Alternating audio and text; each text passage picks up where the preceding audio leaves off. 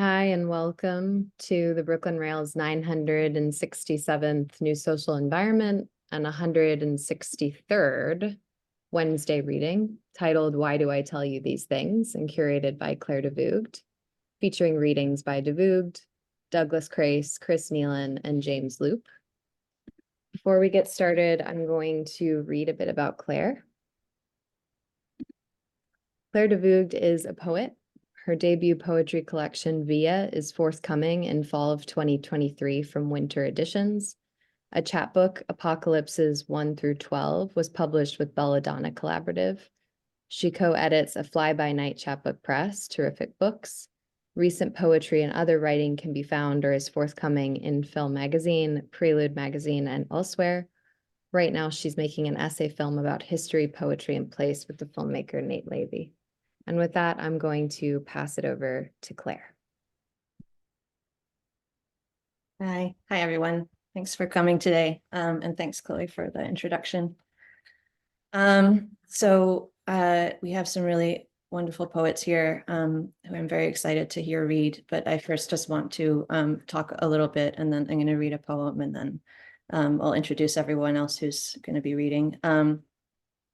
But I want to begin by talking about some stuff that happened last week when the writers and artists who participated in this reading series organized the reading to draw our attention to the fact that the Rail hasn't yet taken a clear position on the ongoing genocide in Gaza. And so I just want to begin with that context kind of, and I'm going to read speak through a little statement. So bear with me. But I just want to begin by thanking the people who were here last week for their courage in coming on here to speak to that. And I want to address it for a minute. There's a recent piece of writing by Shiv Kotecha and Rainier Diana Hamilton in the New Inquiry that I'm going to link to in the chat once I'm done speaking. It begins by reminding us how Samuel Beckett endorsed the open letter Playwrights Against Apartheid in 1963, refusing to allow his plays to be produced in segregated theaters in South Africa and putting his representation by the agency Curtis Brown on the line as well. We're not all Becketts, probably lucky for the world, but as people who make art and poetry and read it and look out for it and produce it and provide it with platforms, we do have a kind of diffuse power that can be gathered and lit up by collaboration and cooperation with one another in political action. In the case of South Africa, that action was to refuse to contribute to or profit from the normalization and naturalization of apartheid by allowing culture to proceed there as if what happened in the streets, schools, townships, courts, police stations, and prisons was of no consequence to it, because it's always of consequence to it. In the case of Israel, something similar is true. The boycott, divestment, sanctions movement offers an opportunity with PACB, the Palestinian Campaign for the Academic and Cultural Boycott of Israel, for our artistic and cultural organizations to gather their strength of protest against the devastation of life that is underway and has been for a long time in Palestine and Israel at the hands of the Israeli state. By being courageous enough to commit to PACB, we can give substance and visibility to what can, in the absence of such action, feel very gestural, posturing only while the business of state-sanctioned murder and pillage continues. We can instead stake a claim for our critical independence from powers that wish to dictate what we can say and what we cannot say, and those that wish to sanction, launder, and make violence palatable. We can substantiate our freedom from those powers, our freedom which is necessary for the art and thought we make, because those powers represent a profound threat to art and thought always, as we know. In doing so, we may alienate some donors. Perhaps they should be alienated if by the strong arm of their money they wish to quell our ability to say what is true, real, and uncomplicated. So I would just like to say clearly, and I speak for myself, I don't want to put these words in the mouths of the other readers, that I believe this cultural organ, the Brooklyn Rail, which I love and value, should join PACB and reaffirm its commitment to the artistic, social, and political necessity of dignity in life. I believe that there are many others in this community, poets and artists and writers and collaborators of all kinds, who share this conviction.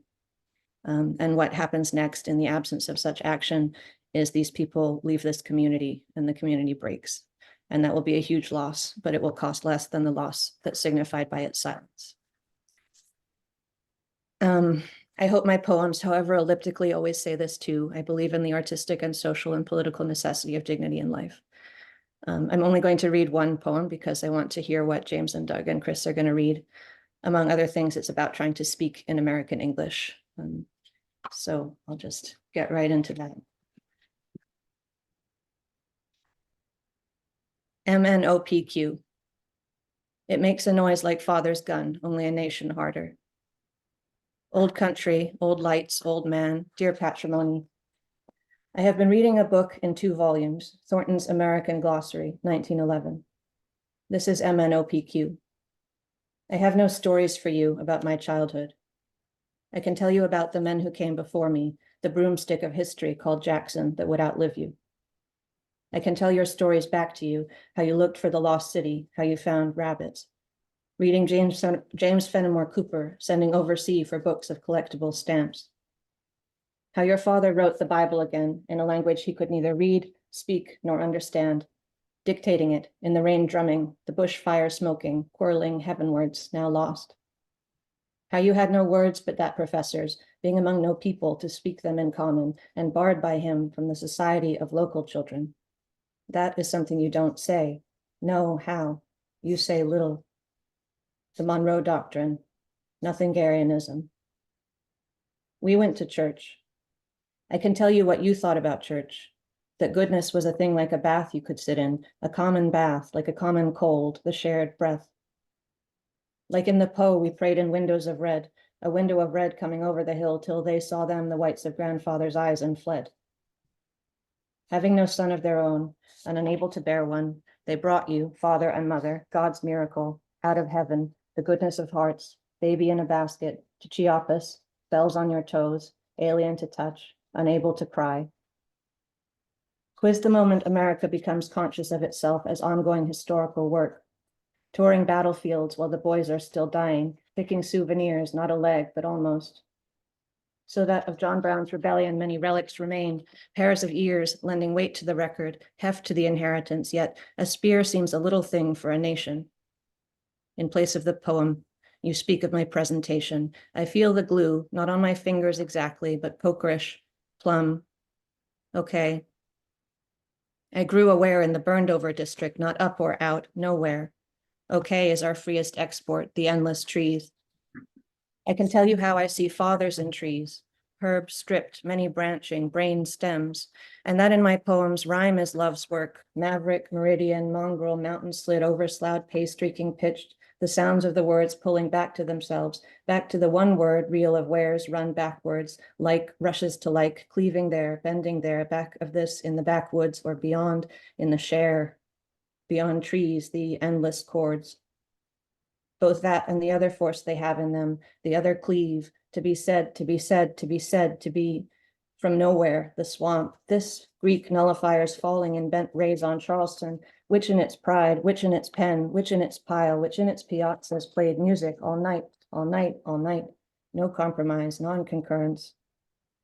Having no man of their own and unable to bear one, God's miracle, they sent you, father and mother, to Stony Brook for education. You lost the city, the stamps in your book, the rabbits, gained Romans, quahog, misery's peck, unable to cry. I am a doctor of doctors of men. I could fill this page with prescription and pencil and sign it, your friend Walt, Bill. How do you fight loving fathers? Smiling at them. See enemy Federalists in the oak opening, in the lees, Kelson of love, Marrow and Mason, old boy, old Dominion, old tenor, on the fly, on the make, on the listen, the obligations, pea time in the last of, Kelson of love, possuming. That's the poem. Let's see where I am. Beautiful. Thank you.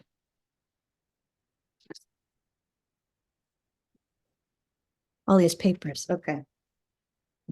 All right, so I invited 3 poets who I really, really admire, and then I was sort of thinking about why, and I think all of these poets are sort of virtuosos of line and sound.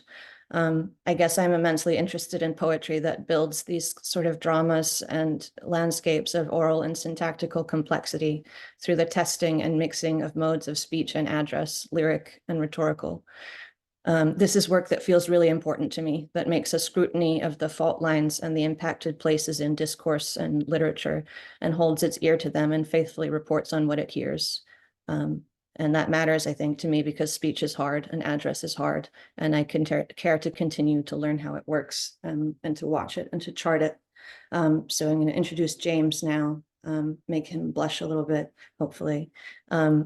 James Loop's writing reads and riots against and deals in and plays in what the academics call late capitalism. It's funny and painful and sharp and full of pleasure and horror. Reading James is also an invitation to converse with an intensely literary mind. James's poems are never not hearing and speaking through literature and through reading. And I think those two things aren't really entirely disconnected. To me, James's poems often prompt the question, who are the future readers of the literature of late capitalism? Like, how can we communicate to and outside to this? How can we report on it and speak the things we love and hate to love? How can we see it and tell how we lived and read as we have been told and continue to carry it? And so what gives form and consequence to this beautiful and terrible compounding library? It's an open question. But James's work, I think, makes a study of the value of words in this world, and at the same time, it's demanding another.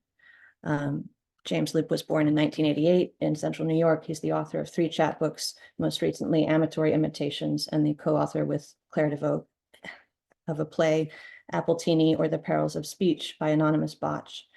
His poems have been published here and there on the internet and in print, and he lives in Brooklyn with his husband, Michael. James, welcome.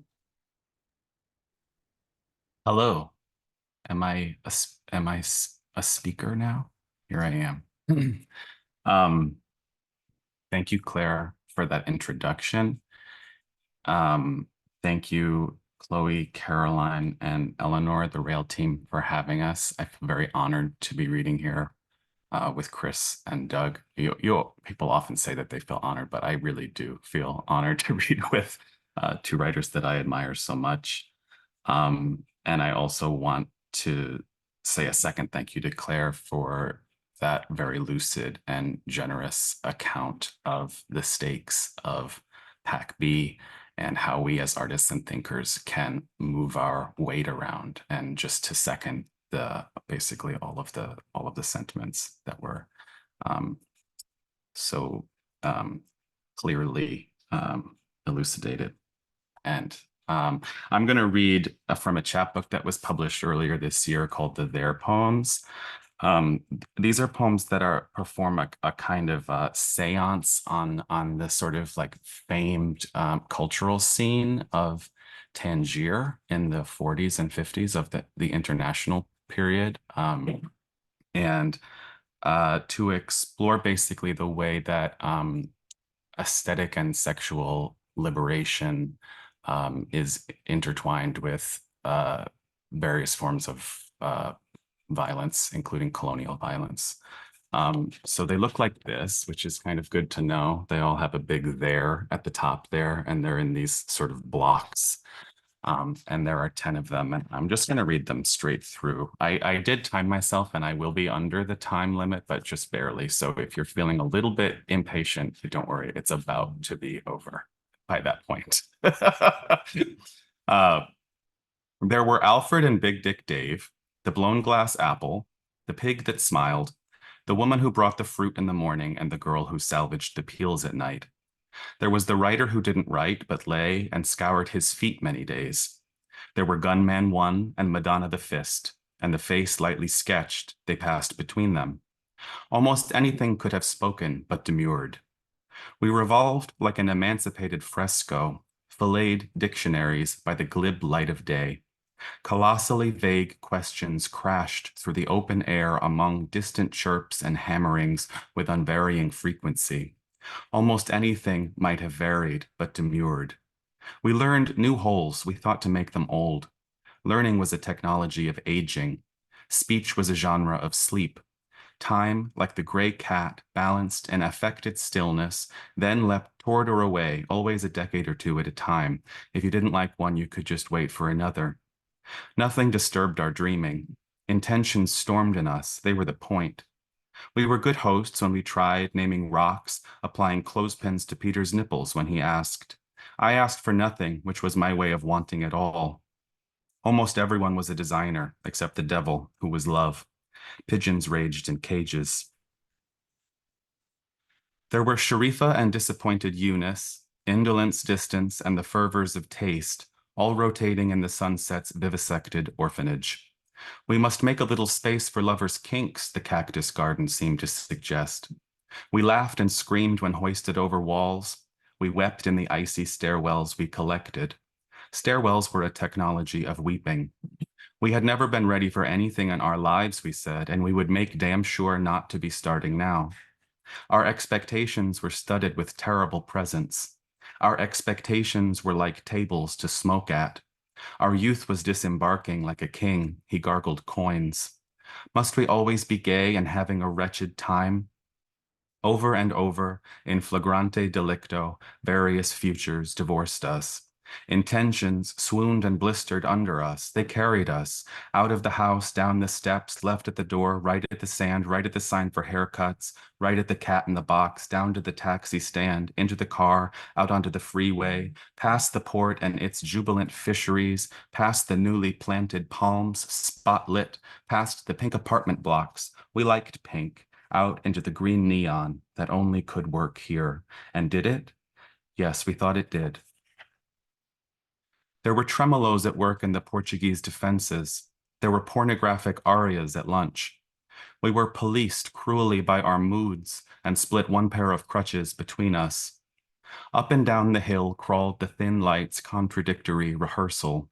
Woe and gin were drunk and poured again. Consider that the obstacles were static. Obstacles were a technology of feeling. Confusion was the one clockwork regime we could afford. There were the baron and the prisoner, the water pails with voices, and always pregnant Joan, who liked to sing with sailors. There were the paragraph year and the year of Pierre, and the several voided satellites in nets. The void was a technology of clinging. We sampled cliffsides and regularly died. I can't believe you won't fuck me when I'm sitting here right next to you, literally in flames. Grow up. She fell in love with the driver, but he fell in love with Bill, but Bill was selling his house at the time, which he was in love with. We were tired of having ideas about France. We remembered the beach as having sand, but were mistaken. Nevertheless, dread leapt up to skin us, who took a handful of hexagonal naps, found we were in business. There were little worlds strung as on a necklace, and the night kneeled like a leopard. There was a day his hand became familiar, and the night kneeled like a leopard. There was a kind of love like an ice block of perfume, and the night kneeled like a leopard. Our friends were gods in the old style, horny, and with a lot of petty concerns, and the night kneeled like a leopard. There was, of course, the weather, fat with secrets, with which we loaded letters, from which we sculpted millions of remarks, and the night kneeled like a leopard. He left the only copy in the back of a cab. It nearly killed him, and the night kneeled like a leopard. There were 3 or 4 infernal tantrums to pass between us, seated or standing or flat drunk on our backs, and the night kneeled like a leopard. One didn't like to go home, and one never liked to leave home or him, so they shared the tall one to have some notion of closeness, and the night kneeled like a leopard. His body a crowd descending, his lips an axis of heat, his eyes bright gates in patient disrepair went like a ferry between them, and the night kneeled like a leopard. There were names you knew for what was among us. Ennui, tenderness, wretched hesitation, Luke, a paintable dish of brownish limes, mental contaminants borne on the breath, grinding machine intimacies, flat beef, for example. Who brought the ice pick he killed him with? Well, how the hell should we know? There were excuses nested in collapsed red genitals. There was being altogether done with ideas. You could tell the lucid agents by their ravenousness for abandoning fiestas.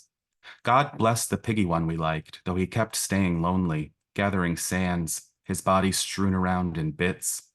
Profligate glamorousness. Well, there you have it. Had and had been having it, in fact. 15 years of procurers, no gigantic applause. We thought the streets should be books, not just more fucking pamphleture. Surely we thought the day approaches when we will not be alone, not encased in little choices, trailing bloody credit off our backs in ribbons, rushed by states away from carven immunities, hoisting a crumbling tablet onto our necks. There was not as much nudity as you might expect. Our crowns were laced with sharp paternities. Stations of experience hungered for us. We guessed we were a genre of conclusion. We hurried up. There was an arena in the desert that troubled our dreams because we liked it that way. Because we liked it that way, there was impossible Paul seated at table with a dark and dripping kidney. There were hot mental teeth in the form of grand pronouncements. What was traced in his surmise and surgically issued traveler's checks was so traced because we liked it that way. There was risk, a technology of progress first, and only later an ancient brutal kindling. We were at work on elastic weaponries, incomprehensible cannons, for instance, to assail the English language, and unpoliceable zones, a manic decade, were abscesses on the culture to house us. We had that. Syllable by syllable and in spite of ourselves, we fortified the tendrils of control. If I can be clear, there was no answer. Picture a glittering marble held delicately up on gushing jets of viscous petrodollars, a brief and empty stint in London, a desperate stent, last ditch, in the orifice charade. That our holes were special and contested, that the unspeakable cock at platonic love's core channeled illumination by definition in one direction, we knew. The palpitating mesh, meat triangulated, then primed for freedom's lash. It was why flies and greenish hazes trailed us. There were children swimming in the ocean. They were provoked by growth into love. Beyond his preference for French, there was Muhammad's blue annoyance at the question, it having been posed by sometimes sweet Tennessee on the verge of disappearing into rampant fantasies of being eaten. Well, it is good to be of good use. Germane to the epiphany pursuit were the bodies on the beach, cold occasional cases of Baroque dismemberment to drink like thick sedimentary wines. My death, I simply know, Sharifa, will be grand, hand-stenciled invitations dropping like notes of a piano from my alabaster fist, my blasted personhood, a pestering mist dispersed in that moment to my creditors' ledgers. It is they who shall sustain me. Sustenance was a genre of compromise to which the purest of us never stooped. They died. And in the Soco Chico, there was the standing man we fed with breakfast remnants. 2 green olives and a cheeseless omelet quadrant packed in a chunk of bread he waved briefly back at us when rushed with wild force by the plainclothes tourism police off the square. And there was what he had said of the food a moment before that God had drawn it. And my shame, like a neat stack of coins, God also drew. There was the problem of not really being there, and its minister dissolving in wig and kerchief number, under whose thumb, diminuendoing, we squirmed. There was hilariously James, though it was not per se a laughing matter, in the throes despite himself of an I alone hold the key to this wild parade parody. Though even Eve, half entombed, was getting sick of the scraped sea, its blip of infinity, though even our sensibilities, of which there were 2, had turned degenerated genres of crisis, nevertheless a fresh quiver of sodomites arrived by ferry every morning. Departure remained a meaningful machine. Arthur, for example, in agony, was borne forever in a litter toward Marseille. In silence in Jerusalem, hounded Alfred freely decomposed. For Jane, in salubrious bondage, Jane, encircled by nuns with Spain to contain her, there were interchangeably God and the CIA. The dispatch will report we gesticulated to death, that we wanted ourselves folded, still whispering, into small leather valises. Transmission's hollow operators will have bound us fast to our enticements, I bet. Fine. There was a cool stone cell beside the sky and music to roll through it. Intricate circuits of ablutions were required to approach it. There was an alarm accumulating in the margin, resolve flagging in the wings. The Green River, like a slender nationalism, rose. Some stayed and took their chances, went recessive, raveled days around the speaking spindle, painting bandages onto framed space. Others decamped, ground illusion down to piratico-pragmatical pyrite virtue particulate at the bleached millstone. All pastorally hedged and wept. In those fabled years, from the reaches of an open book, smaller, inscrutable books were seen to rise like fresh-born islands, like reams of irascible code, mists amassed and settled, enveloping melons and inflecting the rolling outlines of lovers. When the floor fell out of the city's name, it took like a hawk to the treetops. When the well went dry, we bought another one.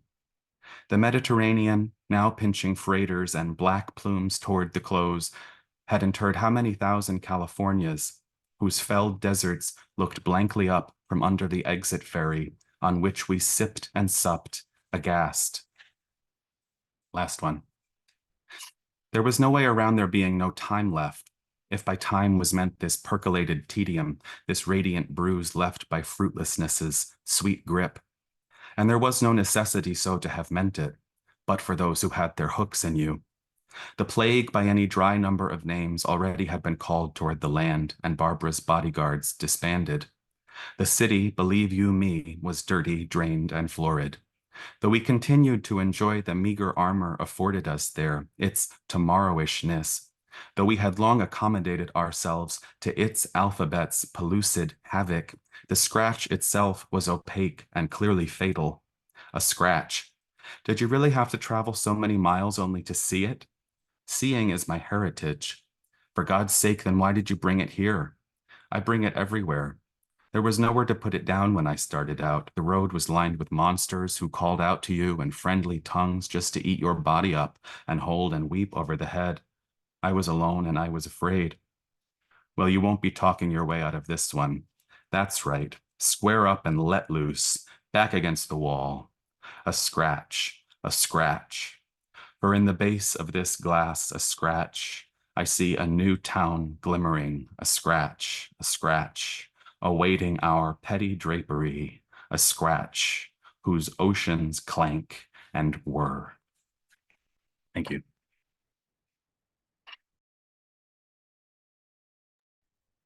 Thank you, James. So good.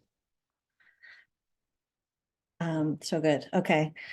All right. So moving on, Chris Nealon is John Dewey Professor in the English department at Johns Hopkins. He's written 3 books of criticism: The Matter of Capital, Poetry and Crisis in the American Century, Foundlings, Lesbian and Gay Historical Emotion Before Stonewall, and a collection of essays on poetry and capitalism called Infinity for Marxists.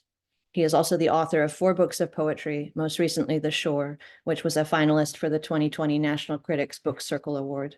Another volume, All About You, will be out from Wave in 2024. I'm really excited to read that. And I think of Chris Nealon also as sort of a poet of conversation.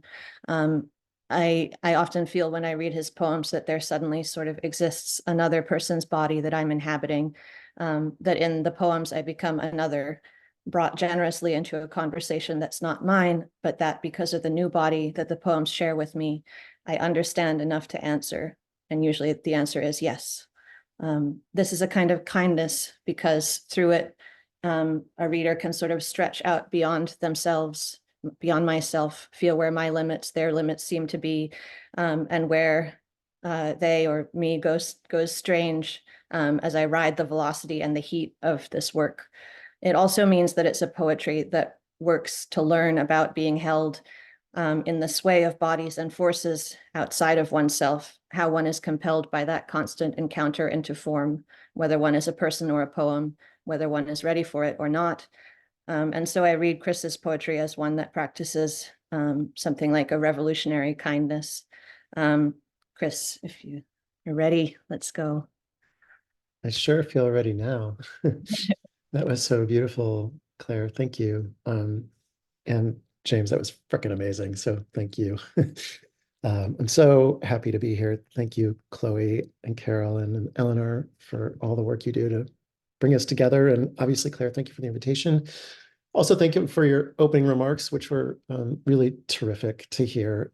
I watched a video of last week's reading and was really moved by it. And knowing that you also had taken some care to think about us being a week after that week was really a nice way for me to open our gathering together. So I also really hope the Rail will find a good and public way to express its solidarity with Palestine in this terrible moment. I'm going to read one poem that'll probably take my 12 minutes. And it's called I'm In, and it's the first poem in this new book, All About You. Let's see, it is, the poem is for Kevin Killian, who some of you may have known, or whose work you may have read. And I guess the only other thing about it is it makes reference to what's called the Hipponian lamella, which is like a thin little strip of gold that was attached to people's corpses as they were buried as a kind of like golden ticket to the underworld, with some instructions and requests on it to see if it could ease their passage into the afterlife. So the book and sort of this poem has a little short 4-line epigraph from the poet George Stanley, which is this: whatever this place is that we will not admit to each other we have discovered is all there is. Can you all hear me okay? I'm about to start staring at my poem instead of you, but okay, great. So I'm in. Half already living in the new way, half attached to disregarded promises. We seem to have gotten lost on the way to the club. I blame Donald. He and Mike got me into this. Making our way down the middle of an unlit street through a landscape, partly city, partly open plain. Late night party sounds from living rooms, empty lots and uncapped sewers. It's hard to tell what's occupied and what's abandoned. Adam loops around us on his bike saying, just a couple blocks.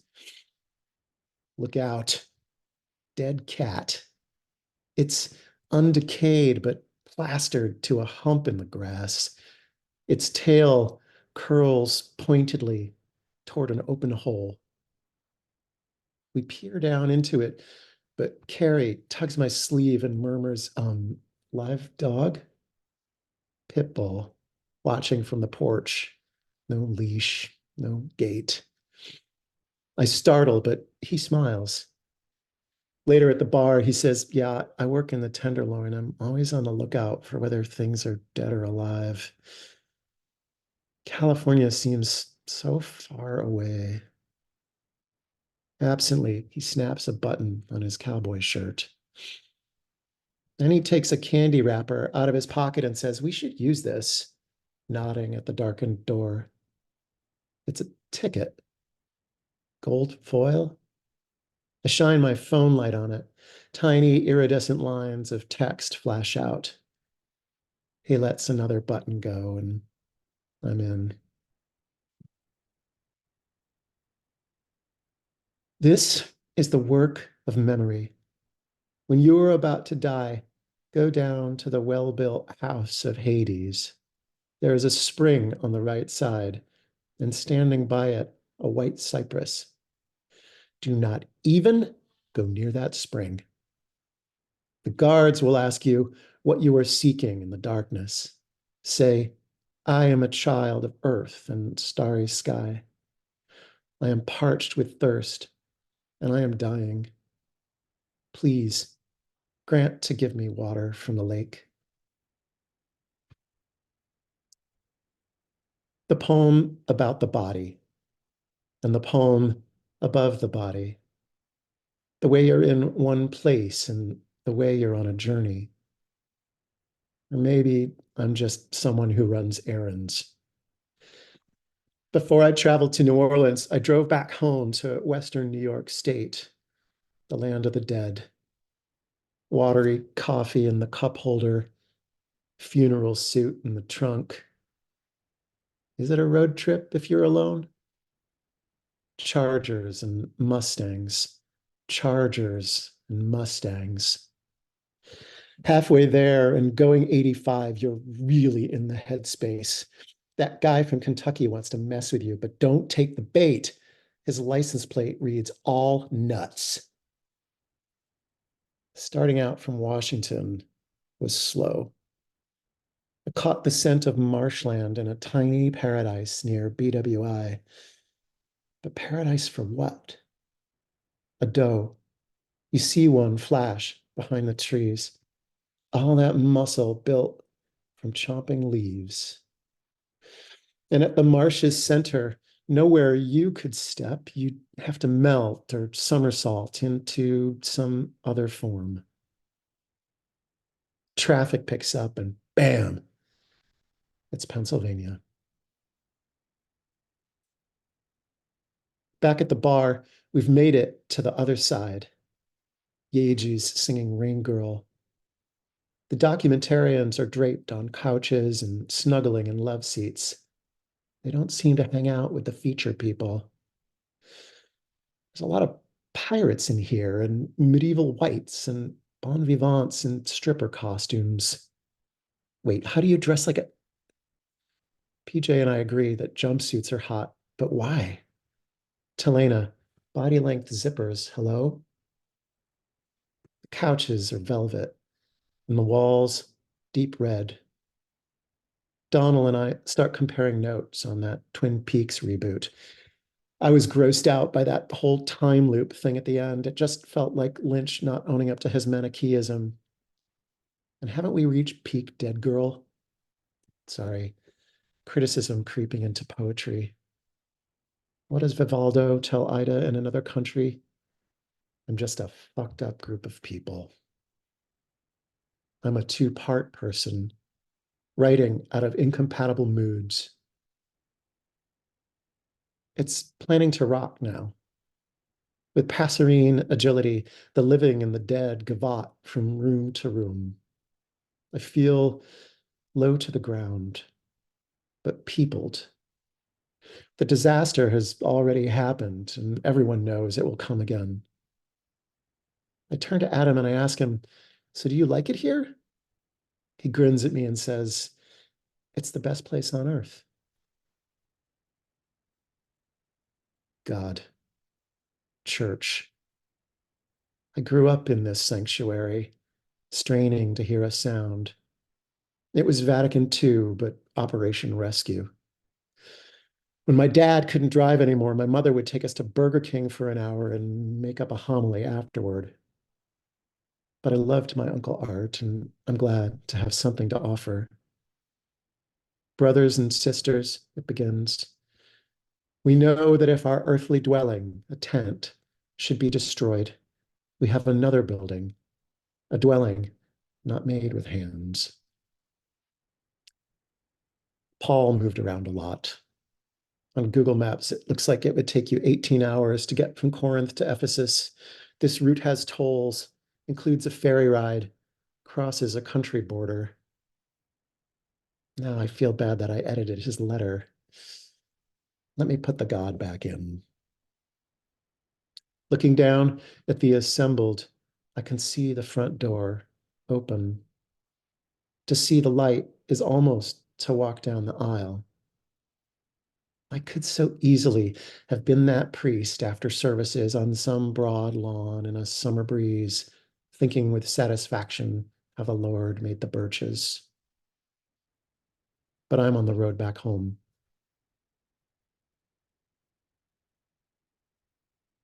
It's not the flooding, is it?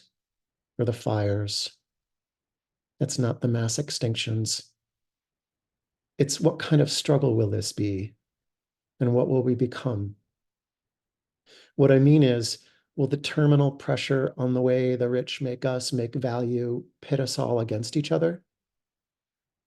Also, will we mutate fast enough? The Goldilocks in me is always trying to imagine a remediated future where everything is just the right price. The Christian wears me down by always asking me to poke through the material world. I've driven myself half crazy thinking I can sift out what's the redemptive part and what's the hell. But not tonight. Outside, through the door, behind the door, a zombie's buying barbecue for 20 girls in firefighter costumes. Between two DJ sets, you can hear the karaoke down the street. It's like there's no pure silence. My fears are talking smack about my dreams, but I'm not listening. I have been to lots of parties in expensive capitals and God-forsaken little towns. I have found myself at the impossible point where the cyclone meets the counter-cyclone. Have you ever had that feeling where there's just about no difference between being ready to dance and ready to go to the wall? When those chords break through, I know that I am not a two-part person, and neither are you. You are something unforeseeable, something that sings. Oh, my friends, it's going down, and we may not survive, but liberation beckons in all things. Thanks, everyone.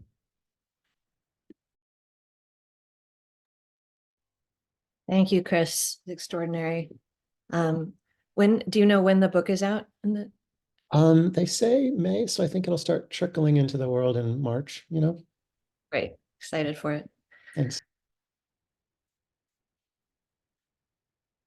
Okay, cool. So one more reader, Douglas Crase. Douglas Crase was named a MacArthur Fellow in 1987. His book, The Revisionist, was nominated for a National Book Award and National Book Critics Circle Award. His collected poems, The Revisionist and The Astropastorals, published by Nightboat, was a Book of the Year 2019 in the Times Literary Supplement and Hyperallergic. His collected essays on Autumn Lake was published by Nightboat in 2022.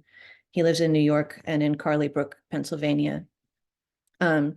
And by way of introduction of Doug, I wanted to say this story that I already actually told him by email, but I first read him when that Nightboat book came out in 2019. And like in reading it, I had this weird and lovely experience where I was sitting in the Brooklyn Botanical Garden reading it and being really blown away by it. And I looked up and rediscovered myself face to face with the very weed, the name of which I had just read on the page of the book. It was snake root. And it was a beautiful, strange experience of kind of total capture, which was compounded by the fact that the poem with the snake root in it, that poem's title is the name of a creek that runs under the road I was born on, Ellis Hollow Creek.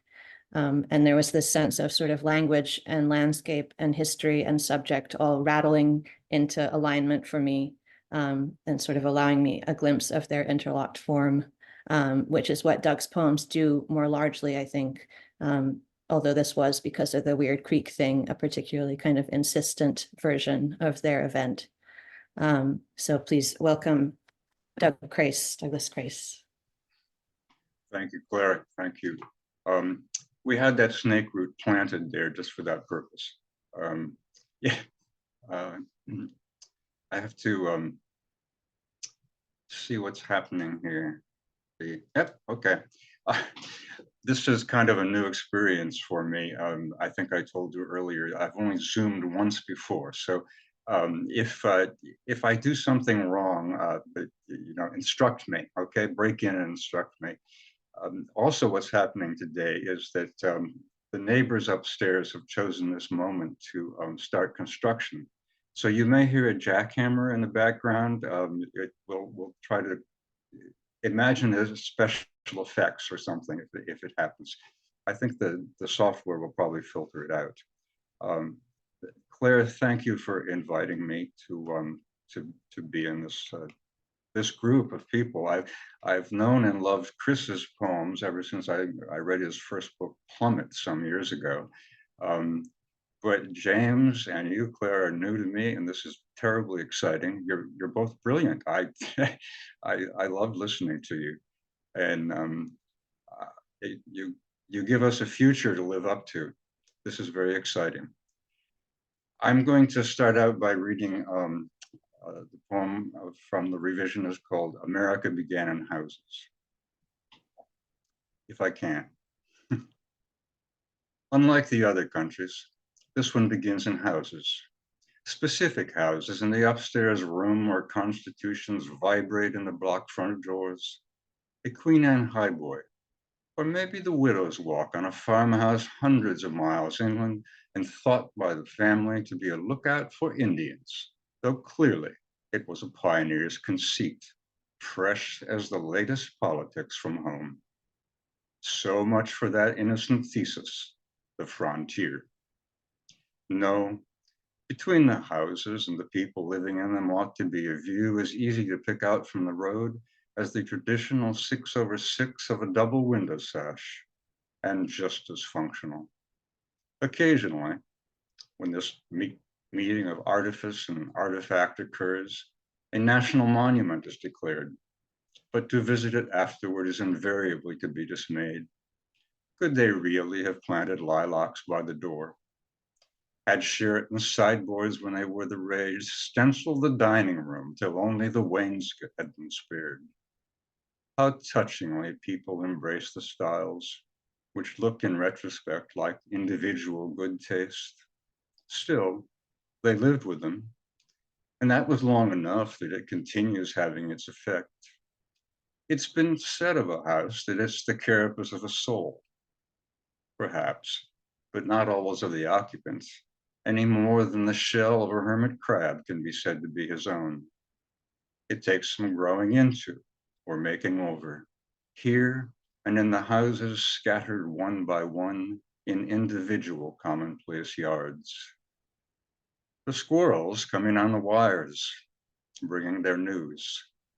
The lilacs move over first for spruce, and lately everywhere one looks for rhododendrons.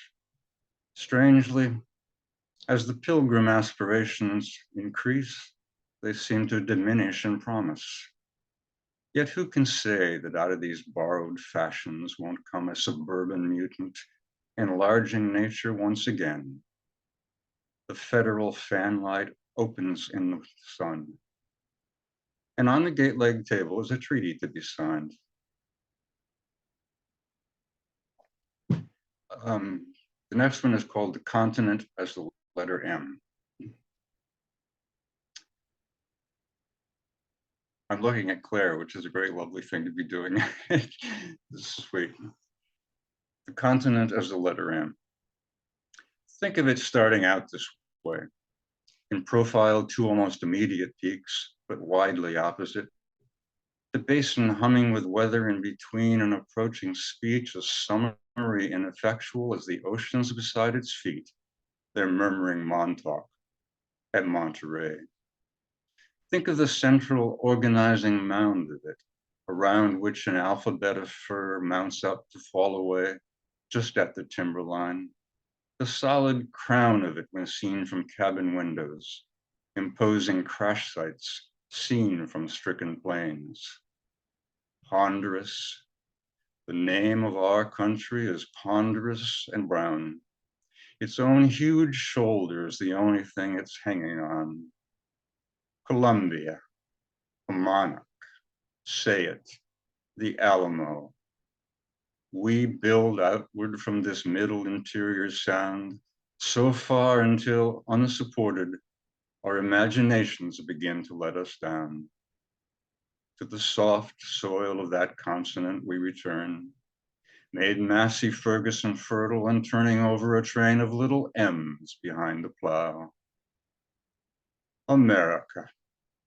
So many centuries thicken its animal sound, this mammoth that holds us between its knees. Maumee, Menominee, Michilimackinac, deep, past Appalachian deep, the inarticulate lives in its hold on me. The third one I'd like to, I changed my mind. I'm going to read a different poem than I started out with. I'd like to dedicate the reading of this poem to Claire. It's called In Defense of Ellis Hollow Creek.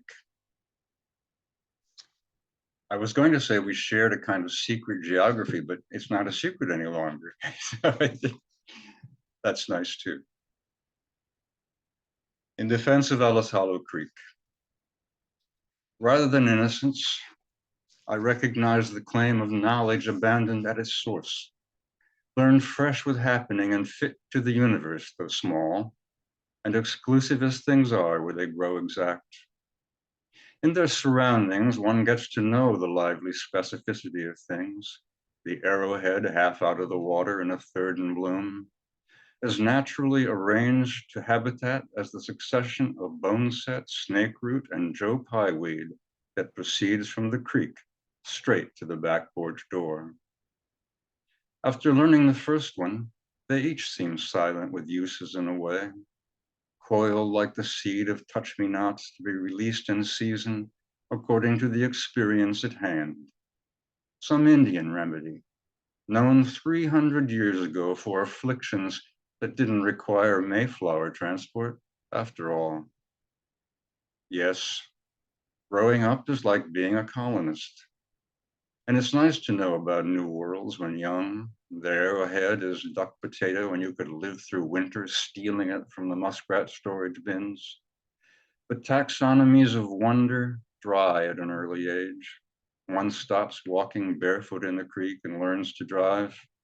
And the starch of childhood gets buried life by life, not when it's useless, but only when it is no longer used. Like legal age or the revolution, lifelike experience has come to be acquired as a function of cutoff points in time, a disposition toward divorce that has made short work of yesterday. Some of the farms around have been next to deserted since the Civil War. Their news arrives in the evening, information about the world that wasn't gathered from the world. Far from innocence, what's left untended is what took years of living in one spot to learn. The map turtle on his rock, the kingfisher buzzing the creek along her altitude, a marginal joy proceeding as common sense, age to commemorate his attentive childhood the way the life of a creek is measured in distance, not in time, as the place I grew up could be the one I live.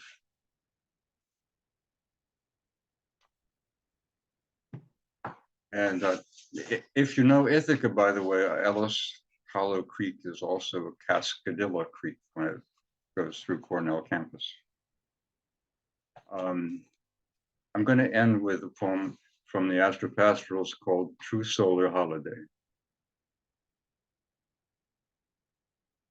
Out of the whim of data, out of binary contests driven and stored by the law of large numbers and subject to that law, which in time will correct us like an event.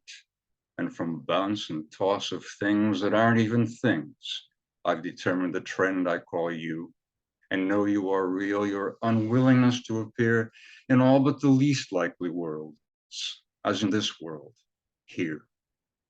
In spite of excursions, despite my expenditures ever more anxiously matrixed, ever baroque, I can prove we have met, and I've proved we can do it again by each error I make, or otherwise one couldn't be, because only an actual randomness never admits a mistake.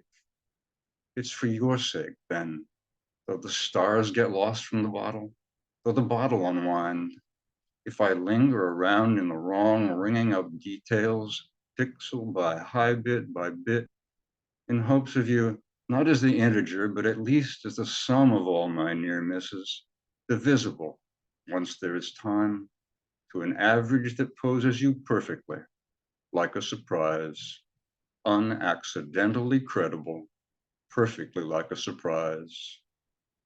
Am I really too patient when this is the only program from which you derive? Not if you knew how beautiful you will be, how important it is your discovery dawn on me, how as long as I keep my attention trained, then finally the days will bow every morning in your direction as they do to the sun that hosannas upon that horizon of which I am witness, and not the one farther on, set to let me elect you as though there were no other choice made like temperature, trend I can actually feel. Thank you very much. Thank you, Claire. Thank you so much, Doug. That was wonderful. Yeah, I hope you weren't, my face, sorry, when I'm listening intently to incredible poetry, my face tends to sort of twitch, and I hope it wasn't distracting, but it was wonderful. And thank you, Chris and James, and thank you, Chloe and Eleanor and Carolyn and Rael for having us. I really appreciate it. This was wonderful. Thank you so much, Claire, Chris, James, and Douglas. That was amazing. And thank you to all of you for being here today. And now I'm going to do that thing where we throw open the mics and allow everyone to say hello and goodbye as you leave. Thank you so much for joining us today. Thank you so much. That was so you. Thank you. Thanks, everybody. Thank you. Thank you so much. So beautiful. Thank you all.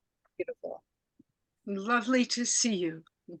Sending love to everyone, especially Doug. I just found the gallery view. There you all are. Oh, I'm glad you can see us. You're doing great, Yeah. Doug. Bye, everybody. I Thank see you. friends. again.